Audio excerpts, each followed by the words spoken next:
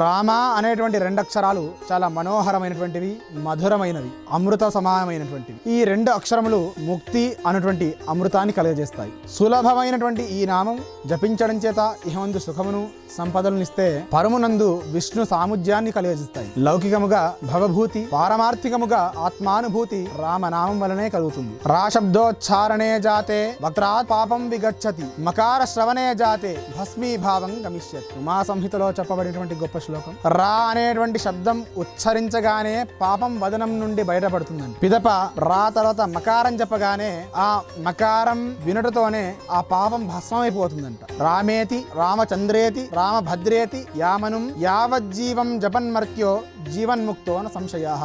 అంటే ఎవరైతే రామ, రామచంద్ర, రామభద్ర అనేటువంటి ఈ మంత్రాల్ని ఎవరైతే భక్తి శ్రద్ధలతో జపిస్తారో వారికి జీవన్ముక్తి కలగడంలో ఎలాంటి సంశయం లేదని చెప్పేసి ఈ శ్లోకం యొక్క అర్థం.